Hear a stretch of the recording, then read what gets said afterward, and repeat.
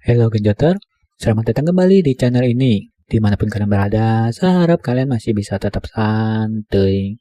Oke, pada video kali ini, saya akan merangkum sebuah film yang berjudul Power in the 80. Film ini mengisahkan kisah empat bersaudara. Yang tertua bernama Christopher, anak kedua bernama Katie, dan si kembar bernama Carrie dan Corey, yang tadinya hidup di dalam keluarga yang bahagia. Tapi semuanya berubah ketika sang ayah meninggalkan mereka selama-lamanya dan meninggalkan hutang besar yang tidak sanggup mereka bayar. Seseru apa sih film ini? Yuk simak rangkuman saya berikutnya. You're a superhero. Awal film memperlihatkan sebuah keluarga yang sedang bahagia karena bisa berkumpul kembali dengan ayah mereka yang baru saja pulang dari tugasnya. Ketika mereka lagi asyik bermain di halaman rumah, ayahnya bilang ke mereka kalau dia sudah dipromosiin naik jabatan jadi wakil direktur di perusahaannya. Namun si Katie kelihatan tidak senang karena dia tidak ingin ayahnya pergi terlalu lama lagi. Lalu ayahnya memberi pengertian dan juga hadiah cincin kepada Katie. Sehingga cerita ibu dan anak-anak sedang mempersiapkan sebuah pesta untuk memberi kejutan kepada ayahnya yang akan pulang. Namun tak lama datang seorang polisi yang memberikan kabar bahwa ayahnya telah tewas akibat kecelakaan. Sepeninggal ayahnya, keluarga mereka mengalami kesulitan finansial. Mereka punya banyak utang yang belum dibayar. 4 bulan kemudian, anak-anak dibawa ibunya Corinne untuk tinggal di rumah nenek mereka. Nenek mereka yang bernama Olivia membawa keempat cucunya ke loteng rumah. Di sana cuma ada sebuah kamar tidur. Mereka diberi sejumlah aturan dan juga larangan keluar dari loteng. Corinne lalu menjelaskan ke anak-anak mereka. Dulu pernikahannya ditentang oleh ayahnya. Corinne meminta anak-anaknya tetap tinggal di loteng. Sementara dia akan berusaha meluluhkan hati sang ayah. Suatu hari si Carrie mengeluh kalau dia tidak betah tinggal di sini karena suaranya yang berisi. Si nenek masuk ke dalam. Carrie kemudian berteriak dengan kencang dan membuat si nenek menjadi marah. Bahkan dia menegur putrinya Corinne karena telah melahirkan anak aneh dan juga menyuruh Corinne untuk melepas pakaiannya di depan anaknya. Ternyata Corinne habis dicambuk. Neneknya lalu berbicara keras kepada cucunya. Jadi dulunya itu, Corinne mempunyai hubungan yang tidak wajar bersama ayah kandungnya, yaitu suami dari nenek mereka. Dan ayah mereka adalah paman ibunya sendiri. Intinya mereka semua ini adalah anak-anak dari hasil perkawinan satu cairan merah. Singkat cerita, Natal pun tiba. Ibunya mengunjungi dan membawa hadiah buat mereka. Dia juga memberitahu ke anak-anak bahwa sekarang dia lagi dekat dengan Winslow, pengacara kakeknya. Dan warisan itu akan segera menjadi miliknya. Dan nanti malam di sana akan mengadakan pesta. Mendengar itu, Christopher dan Katie langsung memohon kepada ibunya untuk membiarkan mereka ikut menonton pesta secara diam-diam. Awalnya Corinne menolak. Tapi pada akhirnya Corinne meminta mereka untuk bersembunyi dan mengintip melalui celah kolong lemari meja. Dan ini merupakan pertama kalinya mereka melihat sang kakek. Lalu secara tidak sengaja, mereka juga melihat ibunya sedang bercumbu dengan Winslow di sudut lorong. Karena ketahuan sama kedua anaknya, keesokan harinya sang ibu menjelaskan bahwa laki-laki tersebut adalah seorang pengacara. Dia terpaksa harus melakukan itu untuk bisa mendapatkan warisan. Seiring berlalunya waktu, gak kerasa, mereka telah tinggal di loteng selama setahun. Suatu hari Katie memergoki kakaknya yang sedang membaca majalah dewasa, yang entah gimana caranya dia bisa mendapatkan dan memilikinya. Mengetahui itu, Chris pun jadi salah tingkah dan menyalahkan Katie karena mengintipnya.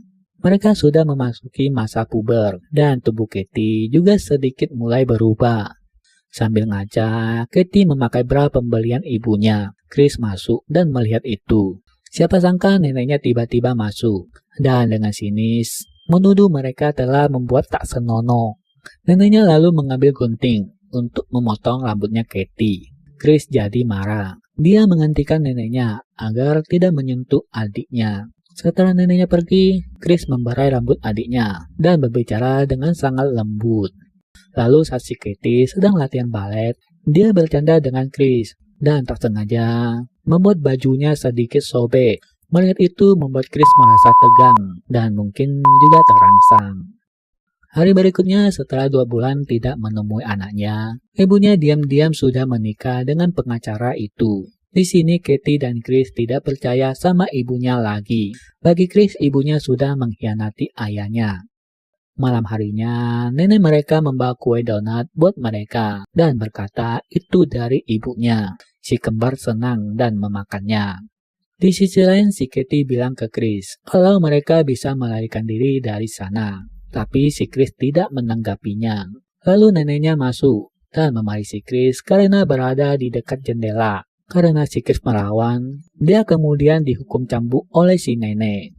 Lalu Katie pun membantu mengobati lukanya Chris. Tapi karena terbawa suasana, mereka berdua akhirnya melakukan penggenjotan.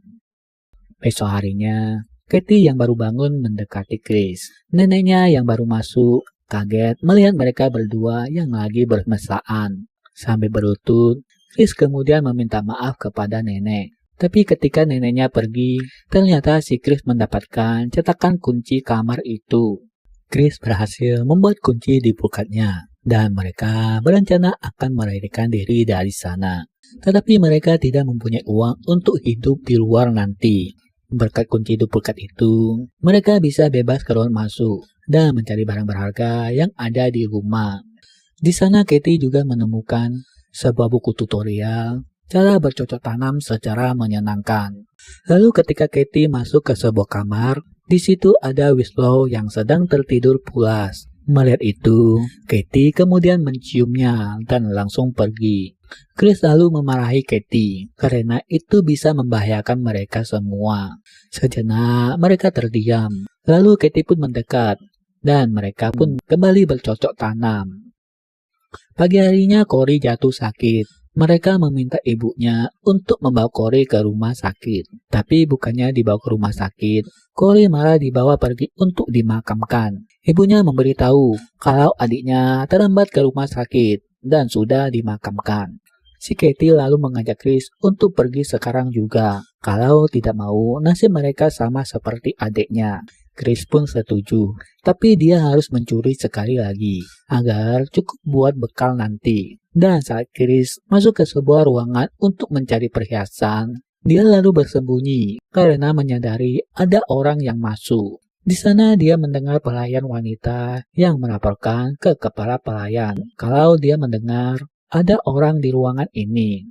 Namun kepala pelayan jawab, gak mungkin ada orang lain. Karena anak-anak yang di atas loteng sudah dikunci dan juga diracuni. Ternyata itulah penyebab kematian adiknya. Lanjut, kepala pelayan juga bilang, sekarang posisi mereka berdua juga terancam akan dipecat. Karena sekarang yang berkuasa adalah penerima ahli waris, yaitu si Corinne, ibu mereka.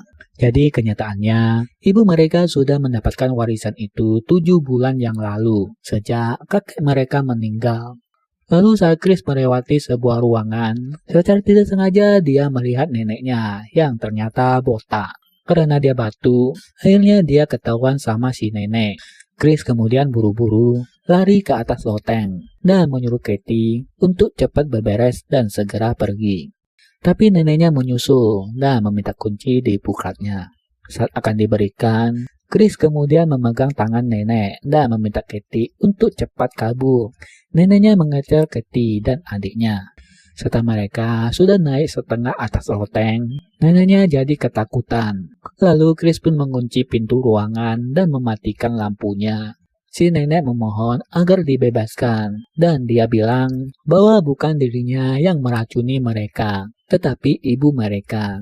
Tapi anak-anak sudah tidak peduli lagi. Mereka turun menggunakan tali. Akhirnya mereka berhasil pergi dan kabur dari rumah nenek. Katie diam-diam bersumpah bahwa jika dia melihat ibu sialannya itu lagi, dia akan balas dendam. Dan film pun habis. Jadi apa pelajaran yang bisa kita ambil dari film ini? Simpelnya anak itu tidak pernah minta dilahirkan, maka berikanlah dia cinta. Cinta akan menumbuhkan cinta. Jangan salahkan anak jika dewasa nanti, kalian akan diperlakukan sama seperti apa yang kalian lakukan. Artinya apa Bang Isi? Intinya kita harus sadar kalau yang ingin punya anak adalah keinginan kita sebagai orang tua. Jangan punya anak kalau tidak ingin.